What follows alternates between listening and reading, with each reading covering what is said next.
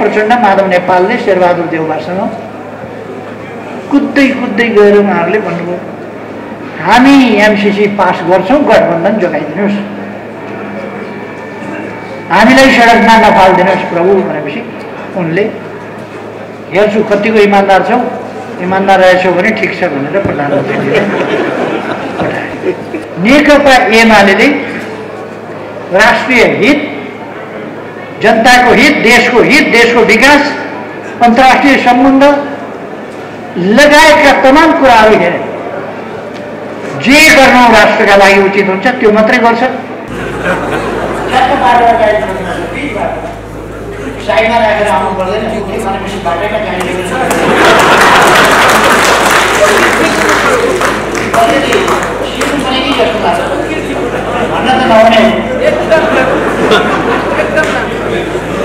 MCC को चर्चा चलिरहेको छ। तपाईहरुलाई अलिकति एमालेको दृष्टिकोण पनि सुन्न मन लाग्यो होला। अलिकति इतिहास हेर्नु पर्यो। सम्झौता गरेपछि कार्यान्वयन भइसकेको थियो, त्यो भइसकेको कुरो संसदमा लानुपर्छ भनेर विदेशीले भन्ने हामीले हाम्रो संसदमा लान हुँदैन, सुटुक सुटुक लुकाएर गर्नुपर्छ भन्ने प्रचण्ड नीतिले नै, संसद छल्ने नीतिले नै, जनप्रतिनिधि संस्था छल्ने नीतिले नै, जनतालाई नबताइकन सटाकसुटुक भित्रभित्र एमसीसी गर्ने नीतिले नै त्यो एमाले गर्दैन। त्यसकारण एमाले संसदमा पेश गर्यो, संसदले छलफल गरेर निर्णय गरोस्। हामीले भनेकै न्यायाधीश चाहिन्छ भनेर खुलेआम सेटिङ, दुनियाँका अगाडि निर्लज्ज सेटिङ गर्ने, अनि सेटिङका कुरा गर्ने फेरि एउटाका पूर्व देखान कति कुरा आयो, अरूका कुन देखान, कुन भाइ, कुन भतिजा, कुनको राजदूत, कुनका जीएम, कुनका नियुक्ति कहाँ भएका छन्, कसैले के नियुक्ति पाएको छ, त्यो कुरा पनि भन्नुहोस् न श्रीमानजीहरू। अथवा हाम्रा वरिष्ठ बलिया वकिलहरू छन् नि, ठुल्ठुलो आवाजबाट भन्नुहोस् न कहाँ सेटिङ छ। बेलायतबाट फर्किँदै गर्दा एयरपोर्टमा शेरबहादुर देउवाजीले बोल्नुभयो, हामीले पत्र पठाएका छौँ प्रचण्डजीले र मैले भनेर। प्रचण्डजीले के भन्नुभयो मैले भनिरहनुपर्छ जस्तो लाग्दैन, यो झुटो पठाएकै छैन त्यस्तो केही। कोही पनि अलमल दुविधामा पर्न जरुरी छैन, स्पष्ट हुन जरुरी छ हाम्रो साथीहरू। मैले भने एउटा विचारमा उनिएको हामी समृद्ध नेपाल, सुखी नेपालीको गन्तव्यमा छौँ। सामाजिक न्याय र समानता सहितको हामीले भन्न त सामाजिक न्याय र समानता अहिले मैले पनि भने, न्याय राजनीतिक क्षेत्रमा हुन्छ, खोजिन्छ, सामाजिक क्षेत्रमा खोजिन्छ, आर्थिक क्षेत्रमा खोजिन्छ, सांस्कृतिक क्षेत्रमा खोजिन्छ, अरू विभिन्न क्षेत्रमा न्यायहरू खोजिन्छ। न्याय भनेको एउटा क्षेत्रमा मात्रै खोजिने होइन। हामीले चाहेको सबै क्षेत्रमा न्याय र समानता भए। हामीले सामाजिक न्याय र समानता किन भनिरहेका छौँ भने राजनीतिक क्षेत्रका अधिकारका प्रश्नहरूलाई देखाएर वा राजनीतिक क्षेत्रमा भएका लोकतान्त्रिक मूल्यहरू जुन विधानमा, कानुनमा लेखिया हुन्छन् त्यसलाई देखाएर सामाजिक न्यायलाई, समानतालाई र सामाजिक न्यायलाई सङ्कुचित गरिएको, अस्वीकार गरिएको, खण्डित गरिएको हुन सक्छ। त्यसकारण त्यसबाट जोगाउनका लागि हामी सामाजिक न्याय पनि भन्छौँ र सामाजिक न्याय सहितको आर्थिक समृद्धि हामी खोजिरहेका छौँ। यो अभियानमा व्यवधान खडा गर्ने सजिलो छ। तपाईँहरूले बुझ्दाखेरि परमादेशीहरू सामाजिक न्याय सहितको समृद्ध नेपाल, शान्तिपूर्ण नेपाल, सुशासन युक्त नेपाल, भ्रष्टाचार मुक्त नेपाल, यही कुरा रोक्न भाइ यो सब भएको छ। त्यसकारण यस कुरामा हामी स्पष्ट हुनुपर्छ, यसमा स्पष्ट हुनुपर्दछ र हामी स्पष्ट ढङ्गले नै नेकपा एमालेका सही उद्देश्यहरू छ, राष्ट्रिय उद्देश्यहरू छ, अग्रगामी उद्देश्यहरू छ र हाम्रो गन्तव्य छ। त्यसतर्फ स्पष्ट भएर अगाडि बढ्नुपर्दछ। लिरिङ तिरिङ यता पनि हो उता पनि हो, अथवा तपाईँहरू फिसका लागि वकालत गर्नुहोस्, तर परमादेशी काम नगर्नुहोस्, परमादेशी अभियानमा सामेल नहुनुहोस्। मेरो एकदम स्पष्ट आग्रह। त्यसमा सामेल भएर हामी सङ्गठित छौँ भन्ने कुरा पनि हुँदैन। हाम्रो सङ्गठन भनेको यी विचारमा आधारित सङ्गठन, यसमा आधारित जनताको बहुदलीय जनवादसँग स्पष्ट भएको, पार्टीप्रति निष्ठा र वफादार रहेको, यो उद्देश्यप्रति वफादारीता भनेको पार्टी मलाई के मतलब, म पार्टीभन्दा माथि उठेको छु, वकिलहरू पार्टीभन्दा माथि उठेका हुन्छन्, राजनीतिभन्दा माथि उठेका हुन्छन्। यो जनतालाई ठग्नका लागि प्रतिक्रियावादीहरूले अल्मल्याउने कुरा मात्रै हो। पार्टीभन्दा माथि उठेका हुन्थे भने, राजनीतिभन्दा पर हुन्थे भने परमादेश हुन्थ्यो? कुनै पनि हालतमा परमादेश हुन सक्दैन। संविधान विपरीत कुरा हुन्थ्यो? सर्वोच्च अदालतले व्याख्या गर्ने हो, संशोधन गर्ने कुरा हुन्थ्यो संविधानको? यस्तो कुराहरूसँग हाम्रो साथीहरू अल्मलिनु हुँदैन र हामी विचारमा गन्तव्यमा सहमत छौँ भने पार्टीमा सहमत हुन्छौँ, पार्टीको अनुशासनमा सहमत हुन्छौँ र पार्टीको अनुशासनका साथ अगाडि बढ्छ सङ्गठन भने। अरूको हेर्नुहोस् न, अस्तव्यस्तता मचाउने प्रचण्डको प्रतिनिधित्व बारले गरेको छ। अस्तव्यस्तता देशमा मचाउने प्रचण्ड विचारको प्रतिनिधित्व, माकुने विचारको प्रतिनिधित्व बारले गरेका छन् वा अधिवक्ताहरूले जो देशमा संलग्न छन् तिनले गरेका छन्। देशमा अस्तव्यस्तता मचाउने त्यो काम गरेका छन्, त्यसमा योगदान गरेका छन्, स्पष्टताका साथ गरेका छन्। र हाम्रा साथीहरूलाई के भन्छन् भने तपाईँहरू अलिक बढी दलीय हुनुभयो, दलभन्दा पर कङ्ग्रेसको निकट निकट हुनुहोस् न, दलभन्दा पर माओवादीसँग मिल्नुहोस् न, दलभन्दा पर माकुनेतिर जानुहोस् न, दलभन्दा पर एमालेसँग विचार मिलाउनु भयो, समृद्ध नेपाल, सुखी नेपाल, नेपालीतिर समर्थन जनाउनु भयो। यो त दलीय कुरा हो। यस्तो दलीय कुरामा नअल्मलिनुहोस् भनेर तपाईँहरूलाई भन्छन् अस्तव्यस्तता मचाउने, अस्तव्यस्तताका संवाहक शक्तिहरूले जो अरू विभिन्न फोर्सका लागि काम गरिरहेका छन् तिनले। उनीहरूको कट्टरता हेर्नुहोस् त, हामी त लिबरल छौँ। त्यस कारण म साथीहरूलाई के आग्रह गर्न चाहन्छु भने यो वैचारिक स्पष्टताका साथ अगाडि जान जरुरी छ र हाम्रो सङ्गठन विचार न्यायिक क्षेत्र, नेपालको न्यायिक क्षेत्रलाई, नेपालको कानुनी क्षेत्रलाई, नेपालका अदालतलाई, नेपालका बारहरूलाई, नेपालका विभिन्न लिगल अर्गनाइजेसनहरूलाई लिड गर्ने कसले हो त सही विचारबाट भन्दा पिपिएलले गर्ने होइन, गर्न पर्ने हाम्रो काम होइन र त्यो। त्यसैले हामीले गर्नुपर्छ, त्यसको पुञ्ज हुनुपर्छ, त्यसको लिडरसिपको केन्द्र हुनुपर्छ। सूर्य आफै सबै ठाउँमा घुम्दै त गइराखेका छैनन्, तर किरण पठाइदिया हुन्छ, न्यानो पनि पठाएको हुन्छ, उज्यालो पनि पठाएको हुन्छ। तपाईँहरूको सङ्गठनले लिगल क्षेत्रमा त्यस्तै एउटा अर्गनाइजेसनको पुञ्ज छ, त्यस पुञ्जले लिगल क्षेत्रमा न्यानो पनि पठाउनुपर्छ, प्रकाश पनि पठाउनुपर्छ।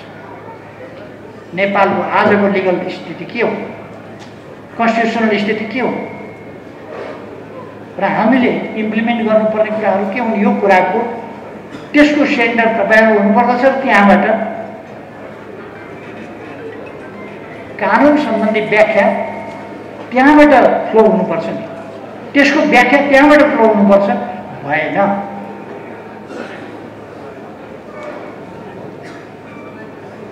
अगाडि बसेका साथीहरू जो सङ्गठनको नेतृत्वमा छ उसकै आँखामा फुलो परेको छ, वाचन गर्छ कसरी, पढ्छ कसरी हुँदै। त्यसकारण आँखामा फुलो परेका साथीहरू सङ्गठनको अग्रभागमा नबसे हुन्छ, अपरेसन गरेर आएपछि बस्नु लाग्छ। जसको फुलो छैन त्यो साथीहरू क्याट्रेक्ट रिमुभ गर्नुहोस्, रिमुभ गरेको छ भने हटाउनुहोस्। यो संस्था लिगल आइडियोलोजीको, लिगल जटिलता सिर्जना गर्ने होइन, समाधान दिने एउटा पुँज हुनुपर्छ। हामी समस्या खडा गर्दैनौँ, समाधान दिन्छौँ। हामी समस्याको व्याख्या मात्रै गर्दैनौँ, समस्याको समाधान दिन्छौँ। समाधान कहिले कहिले हामी एक कदम पछाडि धकेल्यौँ भने फेरि पनि दिन्छौँ जनताको मद्दतबाट। साथीहरूले हेर्दै जानुहोस्, आगामी वैशाख 30 को निर्वाचनबाट हामीले स्थानीय तहमा जवाफ दिनेछौँ। एमाले नहटाइ नहुने थियो, त्यसकारण त्यसो गरिएको छ। यो महान उपलब्धि मुस्किलले हासिल गरिएको छ। साथीहरू बचाएर राख्नुहोस्, तपाईहरुमाथि मेरो विश्वास छ। त्यहाँ पहिले नै यसमा म सहमत छु फैसलामा लेखिन्छ नि, तर न्यायाधीशले एउटाले लेखेपछि यस फैसलामा म सहमत छु भनेर फैसलै नगरिकन तपाईहरुमाथि विश्वास छ, त्यसकारण म सहमत छु भनेर इमेल पठाउँछ एउटा न्यायाधीश। पहिले नै तपाईहरुको फैसलामा म सहमत छु नपढिकन न्यायाधीश सहमत हुन्छ, फैसला नपढी नेपालमा हुन्छ। इजलासमा बसेपछि मात्रै होइन, नबसिकन हुन्छ। देशभित्र हुँदा मात्रै होइन, अमेरिकामा हुँदा समेत पनि तपाईहरुले भविष्यमा गर्ने फैसलासँग समेत म सहमत छु। यही होइन नेपालको अहिलेको सुप्रिम कोर्टका श्रीमानजीहरूको लिगल सिस्टम। उहाँहरूले अवलम्बन गरेको न्यायिक प्रणाली यही होइन, यही होइन उहाँहरूले अवलम्बन गरेका प्रक्रिया। अनि एकजना न्यायाधीशमाथि महाअभियोग लगाएर न्यायिक क्षेत्र सुधार्न खोजे अरे। सबैका खुट्टामा घाउ भएको छ भने एउटाको खुट्टामा मलम दल दिएर त्यसको खुट्टा मलम दल दिए सबैको निको हुन्छ, त्यस्तो हुन्छ। यति व्याप्त हैजा फैलिया छ, कोभिड-19 फैलिया छ, एकजना हस्पिटल लगे भइगयो। यहाँ ट्रिटमेन्ट अलिक व्यापक चाहिएको छ।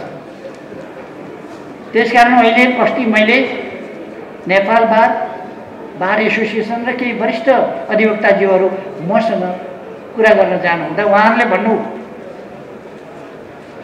हामी न्यायिक क्षेत्रलाई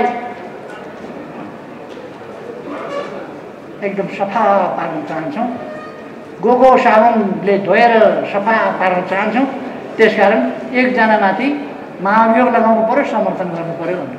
मैले भने यो पर्याप्त हुँदै होइन, तैपनि यसलाई म्याक्सिमम 20% मान्न सकिन्छ, अरू 80 ल्याउनुहोस् अनि विचार गरौँला। म अहिले पनि भन्छु यो प्रयास हो भने 20% हो, 80% अरू ल्याउनुहोस्। 80% ल्याउनुहुन्न भने क्रिकेटमा छक्का हाने जस्तो यो बल दर्शक दीर्घामा पुग्नेछ। यो किन ल्याएको भन्दा एमालेका विरुद्ध ल्याएको हो। यो एमालेका विरुद्ध 5 जनाले फैसला गर्ने, को भन्दा को कम भनेर उफ्री 5 जना उफ्रिया होइन त्यहाँ, अनि एकजना दोषी। सेटिङ हामीले भनेकै न्यायाधीश चाहिन्छ भनेर खुलेआम सेटिङ, दुनियाँका अगाडि निर्लज्ज सेटिङ गर्ने, अनि सेटिङका कुरा गर्ने। फेरि एउटाका पूर्व जेठानको त कुरा आयो, अरूका कुन जेठान, कुन भाइ, कुन भतिजा, कुनको राजदूत, कुनका जिएम, कुनका नियुक्ति कहाँ भएका छन्, कसले के नियुक्ति पाएको छ, त्यो कुरा पनि भन्नुहोस् न श्रीमानजीहरू। अथवा हाम्रा वरिष्ठ बलिया वकिलहरू छन् नि, ठुल्ठुलो आवाज भएका, भन्नुहोस् न कहाँ सेटिङ छ। तर एमाले आफ्ना विरुद्धको हमलालाई बुझ्दछ। मैले त्यसै दिन प्रतिक्रिया जनाउँदाखेरि भनेको थिएँ, यो एमाले विरुद्धको आक्रमण हो। हामीले गरेका नियुक्तिहरू सबै सोत्तर पार्ने मनसाय हो। याद रहोस्, याद रहोस्। ढुङ्गामा तर्दै हुनुहुन्छ, हामी पानीमै छौँ। ढुङ्गामा बसेर बढी फुर्ती नगर्नुहोस्। हामी पानीमै छौँ, ढुङ्गामा बसेर बढी फुर्ती गऱ्यो भने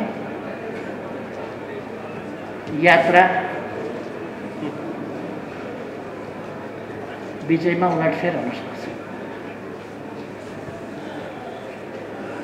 खैर, मैले अब धेरै समय नलिउँ, मैले खालि हामी कसरी अगाडि जानुपर्छ भन्ने सन्दर्भमा मात्रै भनेको। एमसीसी को चर्चा चलिरहेको छ, तपाईहरुलाई अलिकति एमालेको दृष्टिकोण पनि सुन्न मन लाग्यो होला। अलिकति इतिहास हुनु पर्यो।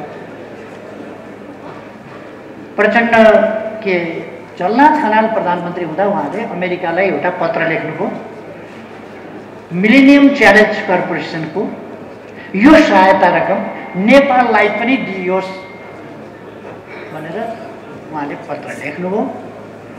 सुरुवात एमसीसी च्यालेन्ज कर्पोरेसन अथवा मिलेनियम च्यालेन्ज कर्पोरेसन अथवा एमसीसी को यहाँबाट सुरु भयो। त्यसपछि उहाँपछि बाबुराम भट्टराई आएपछि बाबुराम भट्टराईले यसलाई धुमधामसँग अगाडि बढाउनु। त्यसपछि यो हुँदै आयो। हामीलाई सरकारबाट हटाएपछि धेरै उताउलिनु भयो हामीलाई सरकारबाट हटाउनेवालाहरू। भित्रै पार्टीभित्रै बसेर पार्टीका जरा काट्ने माधव नेपाल जलनाथ खनालहरू पनि उताउलिनु भयो भित्रभित्रै। सरकार ढालेर कांग्रेससँग मिलेर संयुक्त सरकार बनाएर महान उपलब्धि हासिल गरे भन्ने प्रचण्ड जस्ताहरू पनि उताउलिनु र उहाँहरूले वार्ता गर्नुभयो, वार्ता टुङ्ग्याउनु भयो। कृष्णबहादुर महराले वार्ता टुङ्ग्याउनु भयो परराष्ट्र मन्त्रीका हैसियतमा प्रचण्डको निर्देशनमा। र ज्ञानेन्द्र बहादुर कार्की अर्थमन्त्री हुनुहुन्थ्यो, उहाँले परराष्ट्र मन्त्रीले टुङ्ग्याए अनुसारको कुरा अगाडि बढाउनु पर्यो। वासिङटन डीसीमा गएर यो 74 भदौमा उहाँहरूले हस्ताक्षर गर्नुभयो ट्रिटीमा। खुरुखुरु कार्यान्वयन गर्ने उहाँहरूको सोच थियो। अमेरिकीहरूले 74 पछि हामी आयौँ। अमेरिकीहरूले के भने यो सरकारले सम्झौता गर्यो, कार्यान्वयनमा लग्यो गर्दा भोलि अर्को सरकारले के गर्छ, संसदले के गर्छ, हाम्रो संसदमा पेश हुनुपर्छ, त्यसकारण यसलाई संसदमा पेश गरियोस्।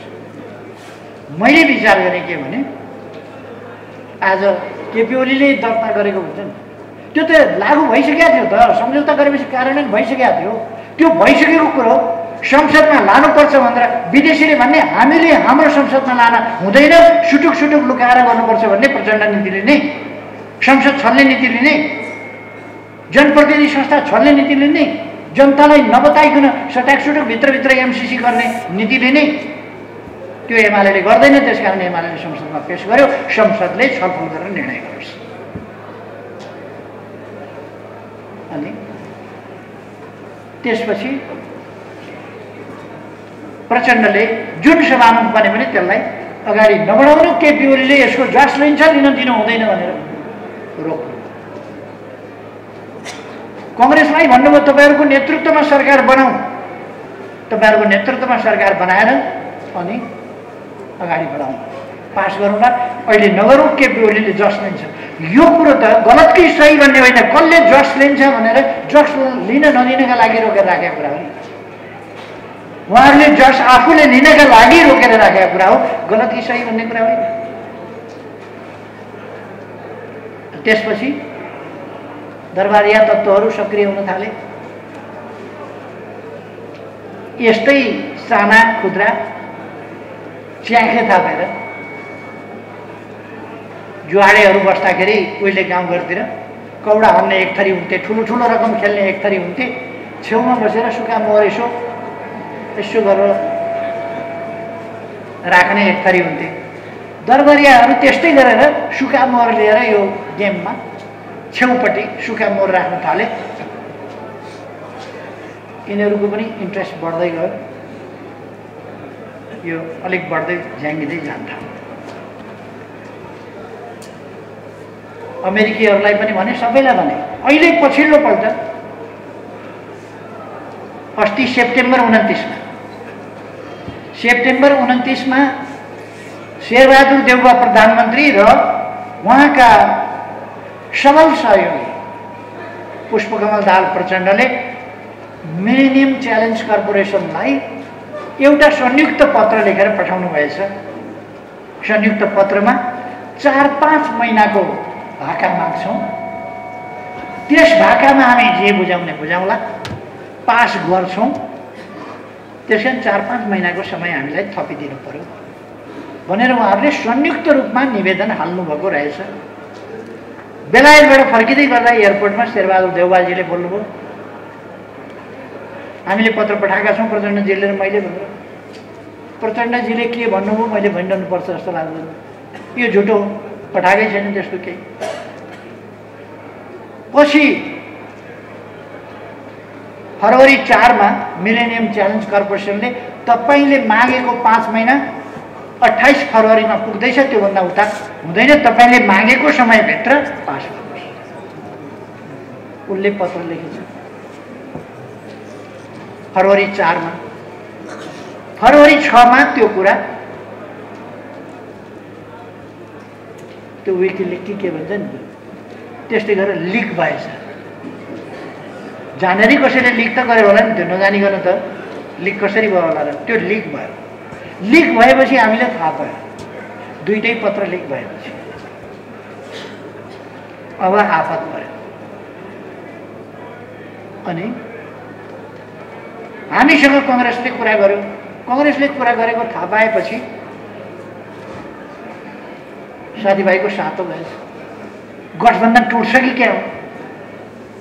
हिजो बिहान गएर प्रचण्ड माधव नेपालले शेरबहादुर देउवासँग कुद्दै कुद्दै गएर उहाँहरूले भन्नुभयो, हामी एमसिसी पास गर्छौँ, गठबन्धन जोगाइदिनुहोस्, हामीलाई सडकमा नफालिदिनुहोस् प्रभु भनेपछि उनले हेर्छु कतिको इमान्दार छौ, इमान्दार रहेछौ भने ठिक छ भनेर प्रधानमन्त्रीले पठाए। गएको राति उहाँहरू अलिकति अबेला सुत्नुभयो, किनभने आधा निन्द्रा लागेन। अब के गर्ने, आधा निन्द्रा लाग्यो, कमसेकम आज त बच्यो। नेकपा एमाले त्यसरी चल्दैन। नेकपा एमाले राष्ट्रिय हित, जनताको हित, देशको विकास, अन्तर्राष्ट्रिय सम्बन्ध लगायतका तमाम कुराहरू हेरे जे गर्नु राष्ट्रका लागि उचित हुन्छ त्यो मात्रै गर्छ। किन म त्यो भनिराखेको छु भने हामीले निकालेका मान्छे अहिलेसम्म संसदमा राखेर गैर सांसद राखेर संसद अग्निप्रसाद सापकोटाले चलाइराखेको छ। मिल्दैन त्यो।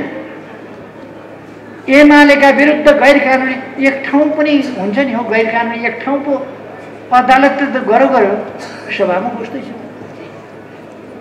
अरूको सूचना ढोकैबाट ल्याएर सुनाइदिन्छ, हाम्रो सूचना तपाईँको हल्दीमा हालेर बस्छ। त्यसकारण हामी संसदको प्रक्रियामा सहभागी हुन पाएका छैनौँ। संसदमा सहभागी हुन नपाएपछि, छलफलमा सहभागी हुन हामीलाई नदिएपछि हामीले राय कहाँ व्यक्त गर्ने? हामी संसदमा राय व्यक्त गर्न चाहन्छौँ। संसदमा विचाराधीन र संसदले निर्णय गर्ने पर्ने विषय हो यो। र सरकारले हामीलाई, गठबन्धनले हामीलाई संसदमा सहभागी हुन दिएको छैन। अब संसदमा हामीलाई प्रक्रियामा सहभागी नै नदिने हो भने हामीले पास गर्ने कसरी, फेल गर्ने कसरी? हामी त संसदको प्रक्रियामै छैन। हाम्रा विरुद्ध त हामीलाई प्रक्रियाबाट अलग राख्ने षड्यन्त्र भएको छ। त्यसकारण त्यो षड्यन्त्रको शिकार भइरहेको छु।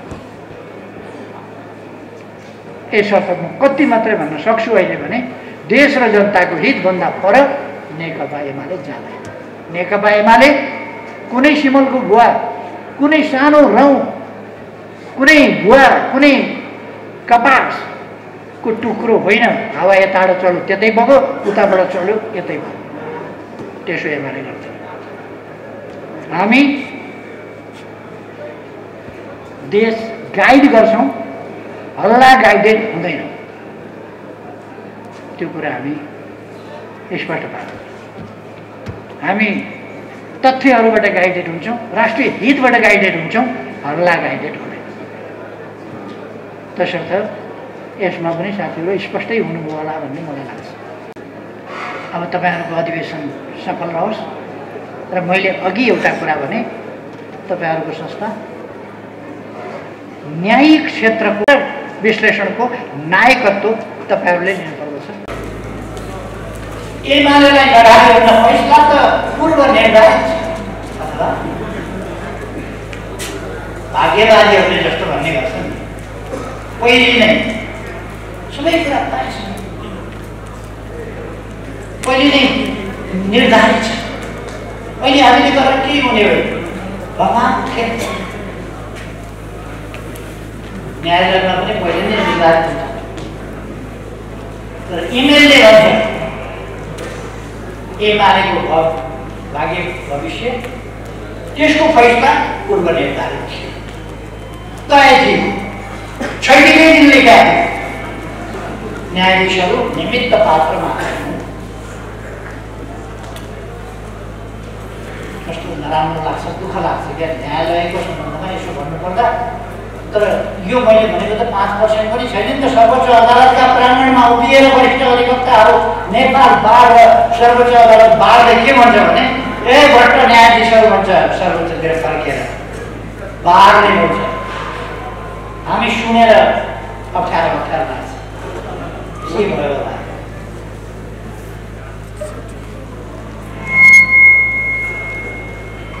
अधिवक्ताहरूको अलिकति मानसिकता तपाईँको पनि त्यस्तो छ भने अलिकति छोड्दा राम्रो हुन्छ है सर।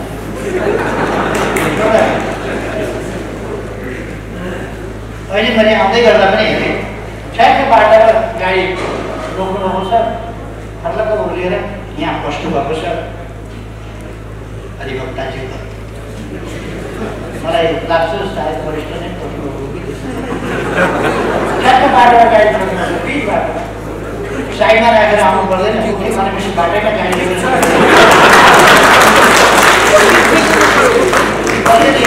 सिक्नु पनि कि जस्तो लाग्छ, भन्न त नहुने हो।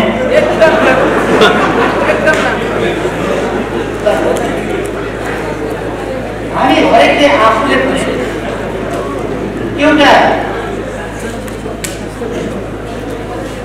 कानुनको सिर्जना सोशल मोरलबाट कानुनको सिर्जना एथिक्स। यदि एथिक्स छैन भने, यदि त्यहाँ मोरालिटी छैन भने there is no constitution, no law, no rule, nothing. Ethics नै छैन भने त्यो त अहिलेको सर्वोच्च अदालतको फैसला जस्तो हुन्छ। No ethics. प्रधानमन्त्रीलाई अवकाश दिने ठाउँ, प्रधानमन्त्री निर्वाचित गर्ने ठाउँ, प्रधानमन्त्री निर्वाचित गर्न सिफारिस गर्ने ठाउँ, सार्वभौम सत्ता व्यवस्थाले प्रतिनिधि छान्छन् र छानिएका प्रतिनिधिहरूले व्यवस्थापिकाको रूपमा दुईटा कुरा गर्छन् मुख्य। एउटा संविधान संशोधन आवश्यक पर्यो भने यो कानुन निर्माण वा संशोधन ती चिजहरू। अर्को जनप्रतिनिधिको हैसियतले सरकार निर्माण आवश्यकताअनुसार परिवर्तन, यो काम संसदले गर्छ। संसदका मुख्य काम के सरकार गठन परिवर्तन, कानुन निर्माण परिवर्तन, सरकार निर्माण परिवर्तन र कानुन निर्माण परिवर्तन व्यवस्थापिकाले गर्ने कुरा पनि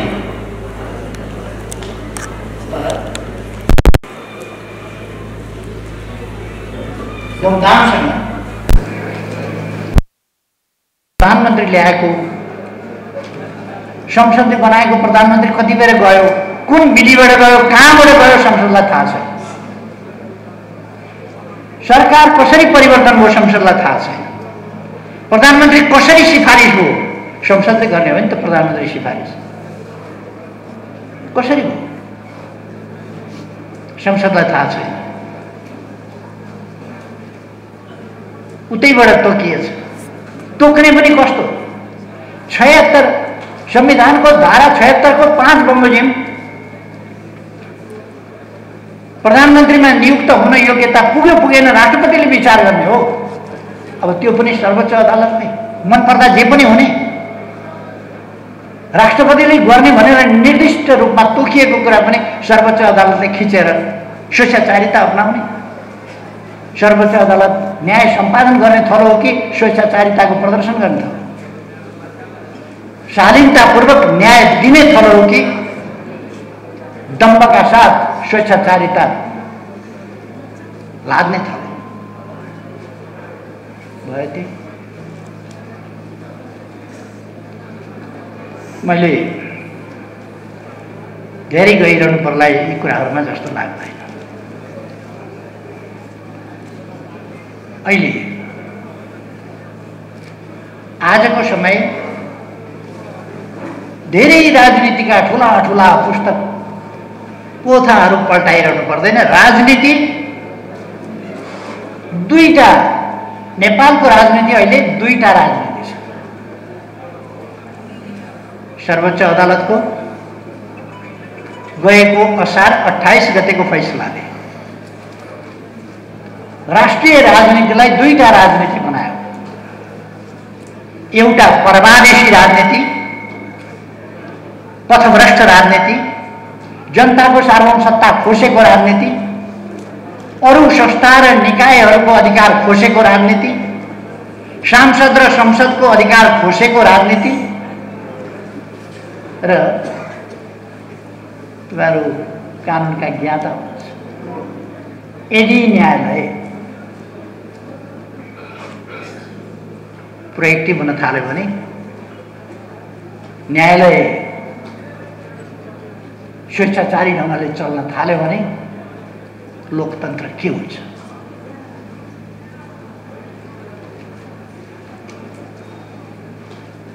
अब अहिले दुईटा राजनीति छ, परमादेशी राजनीति र जनादेशी राजनीति।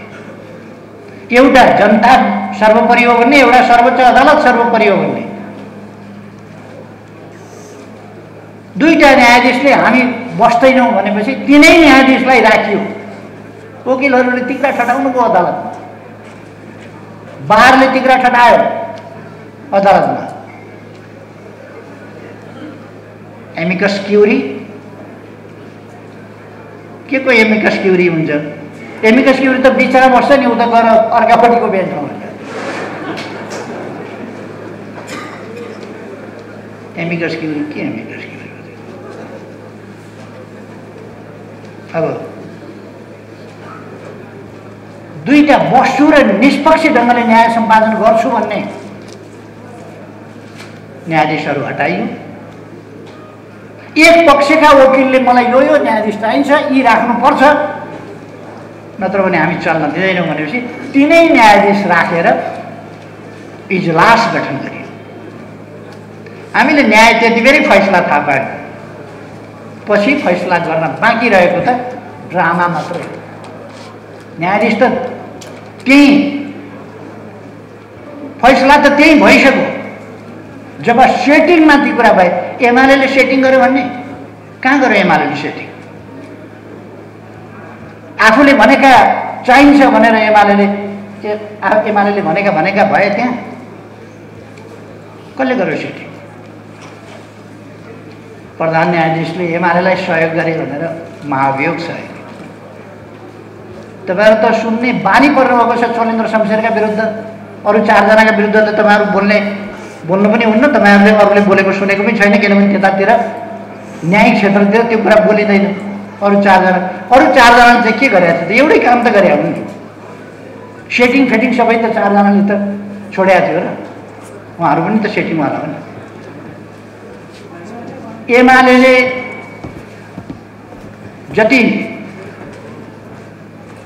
जति एमाले विकास निर्माणका काम गर्छ अवरोध, जति निकम्मा खालका कर्मचारी हुन्छ तिनीहरूलाई विधिसम्मत ढङ्गले हटायो भने पनि एमाले हटाएको हुँदैन। पुनर्स्थापना भोलिपल्ट एमालेका मन्त्रीहरू हटाएर,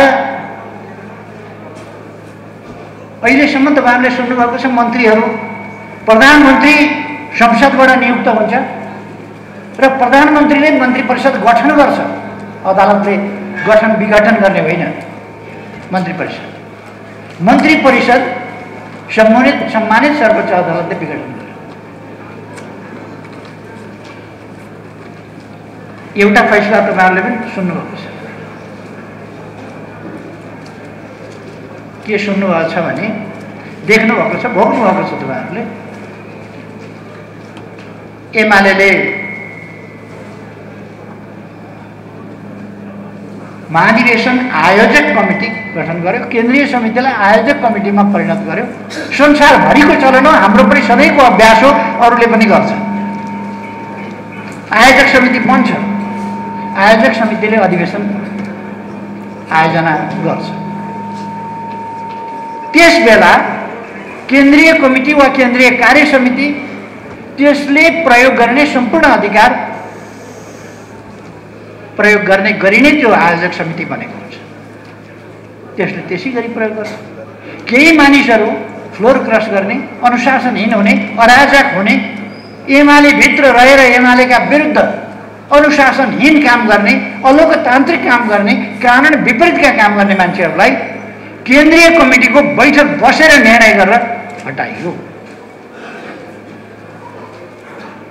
अदालतले फैसला गरिदियो। आयोजक समिति अदालतले चिन्दैन, कानुनले चिन्दैन भनेर हामीले भन्यौँ। कमसे कम त्यही कानुनको परिभाषाको दफा 2 त हेर्नुहोस्, परिभाषा त हेर्नुहोस्। परिभाषा हेरेपछि परिभाषाले त भन्दो रहेछ।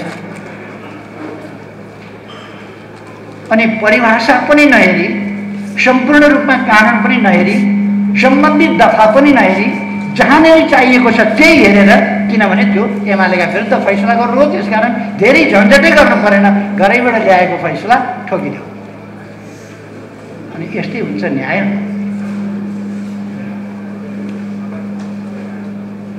त्यसर्थ यो अहिलेको समयमा तपाईहरूले विचार गर्नुपर्ने कुरा के हो भने 2टा स्थिति हुन्छ। वैयक्तिक र राष्ट्रिय इस्युहरू हुन्छ। वैयक्तिक इस्युहरूमा गरिने बहस, पक्ष विपक्ष र राष्ट्रिय इस्युहरूमा गरिने, मलाई वकिल भएर परमादेशको पक्षमा बहस गर्ने, संसदबाट होइन अदालतबाटै सोझै प्रधानमन्त्री नियुक्त हुन्छ भनेर बहस गर्ने अधिवक्ताज्यूहरूले पढेको कानुन देखेर, उहाँहरूले बुझेको कानुन देखेर शरम लाग्छ मलाई। नेपाली भाषामा लेखेका कानुन हामी पनि बुझ्छौँ, हामी पनि पढ्न सक्छौँ नि। त राष्ट्रलाई लोकतान्त्रिक बाटोबाट पर सार्ने, विकास निर्माणको गतिलाई रोक्ने, अस्थिरता अराजकतातर्फ देशलाई धकेल्ने, त्यस कामका निम्ति नेकपा एमाले यस्ता कुराहरूलाई रोक्न, ठिक बाटोमा राष्ट्रिय राजनीतिलाई हिँडाउन, समृद्ध नेपाल, सुखी नेपाली बनाउने उद्देश्यमा कृत सङ्कल्पित छ, दृढ छ। र यसका निम्ति नेकपा एमाले नेपालको न्याय क्षेत्रलाई पनि त्यत्तिकै स्वस्थ, पवित्र, निष्पक्ष, आँखामा पट्टी बाँधेर, अनुहार नहेरेर, कसैको आइडियोलोजी नहेरेर, कसैको डर त्रासमा होइन, सर्पलाई कुल्चिएर, कसैसँगको निकटता होइन, निकटतालाई टाढा राखेर, कुनै प्रलोभनमा होइन, फरक ढङ्गले राष्ट्रका निम्ति संविधान बमोजिम। राष्ट्रका निम्ति पनि हामी के भन्छौँ भने यदि संविधानले स्पष्ट रूपमा अन्य केही व्यवस्था गरेको छ भने त्यो आफ्नो ठाउँमा, जबसम्म संविधान छ तबसम्म हामीले बुझ्नुपर्छ। अब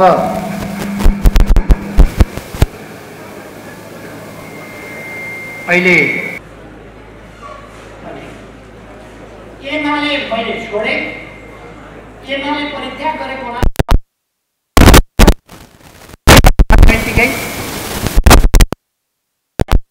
थमाउनु, अहिले केही नगर्नु भन्ने आदेश के हो? यो अदालतले इन्टरटेन गर्ने विषय हो। यो मैले अनुशासन तोडेँ, मैले पार्टी छोडेँ, तर कानुनले मिल्दैन, मलाई कानुन बमोजिम हटाउँछन्, त्यसकारण हटाउनबाट रोकिपाउँ, कारबाही नगर्नु, यस्तो पनि हुन्छ। केन्द्रीय कमिटीको बैठक नबसिकन पुष्पलाल दाहालले निजी रूपमा 4 जना सांसद हटाएको थियो, तत्काल नोटिस जारी हुन्छ। हामीले केन्द्रीय कमिटीबाट निर्णय गरेर दिएको नोटिस सभामुखले सुनाउँदैन। निर्वाचन आयोगलाई हामीले जानकारी गराएका छौँ, उनले इन्टरटेन गर्दैन। यस्तो सूचना आएको छ, तर म विचार गर्दैछु भनेकोलाई सूचना निर्वाचन आयोगले मान्दैन। यो खालि मैले केही श्रृङ्खलाको कुरा मात्रै गरेँ। तसर्थ मैले अघि भने यहाँ प्रश्न खालि कानुनको पुस्तकको कुरा मात्रै, पुस्तकमा लेखिएका कुरा मात्रै होइन। मैले यस बिचमा न्यायको अवधारणाको उत्पत्तिदेखि लिएर परमादेशदेखि पछिसम्म अहिलेसम्म पनि निर्वाचन गर्न पर्छ कि पर्दैन अचम्मै 5 वर्ष पुगिसक्यो। 5 वर्ष पुगेपछि 2 महिना अगाडि निर्वाचन गर्नुपर्छ कानुनले भन्छ, 1 वर्ष पछि निर्वाचन गर्नुपर्छ भनेर केही मान्छेहरू कराउँछन्। पर्छ कि पर्दैन भनेर यो कुनै अलमलको कुरा हो र? लोकतन्त्रमा अगाडि निर्वाचन गर्न पाइन्छ। यो संसदीय प्रणालीमा संसद दुनियाँभरि अगाडि विघटन हुन सक्छ, तर एक दिन पनि संसद पछाडि जान पाइँदैन, आयु लम्ब्याउन पाइँदैन, पर धकेल्न पाइँदैन अवधि, तर अगाडि गर्न पाइन्छ। हामीले फागुन 20 गते राष्ट्रिय सभा सदस्यहरूको अवधि समाप्त हुँदैछ 20 जनाको। माघ 12 गते नै हामीले निर्वाचन गरेर सांसदहरू ठिक्क पारेका छौँ। केही भन्छ कानुनले 2 महिना अगाडि निर्वाचन गरेर ठिक्क पार र अवधि सिद्धिएको 1 महिनापछि त्यो स्थान रिक्त नभइकन त्यो निरन्तरता दिनुपर्छ। कति राम्ररी त्यहाँ ग्याप राखेको छ, समय राखेको छ र कुनै पनि अवस्थामा रिक्त नहुने चरणमा नियुक्त गरिएको छ, निर्वाचन गरिएको छ भने पहिलो गरिएको निर्वाचनलाई नै निर्वाचनको मिति मारेको छ, अथवा स्थानीय निकायको निर्वाचन, स्थानीय तहको निर्वाचन गएको स्थानीय तह निर्वाचन वैशाख 31, असार 14 र आश्विन 2 मा भएको थियो। कहिले भएको त त्यो स्थानीय तहको निर्वाचन भन्दा वैशाख 31 गते भएको। प्रदेश र सङ्घको निर्वाचन मङ्सिर 10 र 21 मा भएको थियो। कहिले भएको त भन्दा मङ्सिर 10 मा भएको, 21 मा भएको होइन। यो स्पष्ट फेरि कानुनमा पनि हामीले व्यवस्था गरेका छौँ। पछिल्लोलाई मानिँदैन। सरकारको सुविधा, निर्वाचन आयोगको सुविधा, निर्वाचन सम्पन्न सहज ढङ्गले गराउनका लागि खण्डमा गर्न सकिन्छ, तर जुन दिन पहिलो हो त्यसै दिनलाई मानिन्छ। यो कानुनी व्यवस्था हो। यसमा पनि ट्विस्टिङ, फेरि बटार्ने, त्यसलाई पनि बटार्ने, त्यही कुरा दर्पित भइसकेको थियो। एउटा न्यायाधीशलाई महाअभियोग लगाएपछि त आइतबार महाअभियोग लाग्यो, मङ्गलबार बिहानै त दर्ता भयो। निर्वाचन नहुन बेर छैन, किनभने यस देशमा अस्थिरता कायम गर्नु छ। अदालतको आड लिएर विभिन्न तरिकाले अस्थिरता कायम गर्नु छ यस देशमा, विकासलाई अवरोध गर्नु छ यस देशमा। त्यसकारण अझै पनि निर्वाचन गरिने कुरामा शङ्का छ। तर म के भन्न चाहन्छु भने निर्वाचन समयमा गराउन नसक्ने सरकार कायम रहन सक्दैन भन्ने कुरा म भन्न चाहन्छु। र हामीले दबाब मात्रै होइन, चर्को दबाब मात्रै होइन, त्योभन्दा अलिकति बढी गर्नुपर्ने हुनसक्छ निर्वाचनका लागि। किनभने हामी लोकतन्त्रका लागि लडेर आएका हौँ, बलिदान दिएर आएका हौँ। म आफै पनि 14 वर्ष जेल बसेको छु, जेल हत्कडी लगाएको छु, गोलघर बसेको छु डेमोक्रेसीका लागि। कसैले डेमोक्रेसी सिद्ध्याउन लाग्दाखेरि चुप लागेर बस्ने कुरा। हामी आवधिक निर्वाचन उचित समयमा गराउँछौँ, गर्न सक्दैनौँ भने त्यसमा हामीले प्रभावकारी कदम चाल्नुपर्ने हुन्छ, निर्णायक कदम चाल्नुपर्ने हुन्छ। अब ती घटनाक्रम त साथीहरूलाई थाहा छ। अहिले यो महाभियोग अनि तपाईँहरूलाई के लाग्छ? यो महाभियोग धेरैलाई ठिकै भएको छ भन्ने लाग्न सक्छ, किनभने तपाईँहरू बहस गर्नुभएको होला, कतिपयले बोल्नु भएको होला। म कुनै व्यक्तिको पक्ष विपक्षमा बोलिराखेको छैन। कुनै व्यक्तिसँग मैले अघि नै भने हाम्रा महान उद्देश्यहरू छन्, ती उद्देश्यतर्फ हामी हेरिरहेका छौँ, प्रणालीतर्फ हामी हेरिरहेका छौँ र त्यो प्रणालीमा पर्ने असरतर्फ हामी हेरिरहेका छौँ। व्यक्तिको प्रश्न होइन यो महाभियोग। के पारित गर्न लगाएको हो र? पारित हुन्छ? यो पारित गर्न लगाएकै होइन। यो त लम्ब्याउँदै लम्ब्याउँदै टङ्गाउँदै टङ्गाउँदै टङ्गाउँदै टङ्गाउने, हरेक कुरालाई लम्ब्याउने। मानिलिउँ देशको समयको कुनै मूल्य नै छैन। यति तीव्र ढङ्गले विश्व अगाडि बढेको छ, हाम्रो देशको समयको कुनै मूल्य नै छैन। टँगाइदिउँ, अल्मलाइदिउँ, पछि धकेलिदिउँ, समय बर्बाद गरिदिउँ, बर्बाद गर्दै जाउँ। यही भइरहेछ हरेक क्षेत्रमा, हरेक कुरामा। यसमा पनि त्यही हुने त्यही हो। तपाईँहरूलाई म भन्न चाहन्छु, चोलेन्द्र शमशेर विरुद्धको महाभियोग कुनै पनि दिन निर्णयार्थ प्रस्तुत हुने छैन, संसदमा हुँदैन। निर्णयार्थ प्रस्तुत हुँदैन। त्यो निर्णयार्थ प्रस्तुत गर्नका लागि ल्याएकै होइन, न्यायिक क्षेत्रलाई अस्तव्यस्त पार्न, न्यायिक क्षेत्रलाई अस्तव्यस्त पार्न श्रीमान न्यायाधीशहरू हडतालको मैदानमा उत्रिनु। नेपाल बार हडतालको मैदानमा होइन, आन्दोलनको मैदानमा हुन्छ। सर्वोच्च बार मैले भनेको छु, हामी त बार साहबतिर त कम्प्युटर राम्रै देख्नु हुँदैन। लिडरसिप कम्पोज गरोस्, नायकत्व लिने गरेको मेरो धेरै धेरै शुभकामना छ। मेरो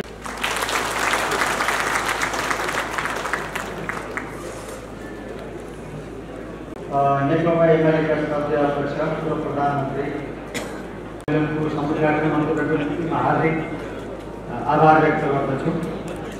अब हामीबीच डाक्टर सुभाष निर्माण बाँकी हुनुहुन्छ। हाम्रो मन्तव्यको क्रममा मैले गरेका हुँ। म आदरणीय अध्यक्ष कमरेड केपी शर्मा ओलीलाई उहाँ यहाँबाट सिमारा जाँदै हुनुहुन्छ, उहाँ बिदा हुँदै हुनुहुन्छ, उहाँलाई ताली बजाएर बिदाई गर्न हार्दिक अनुरोध गर्दछु।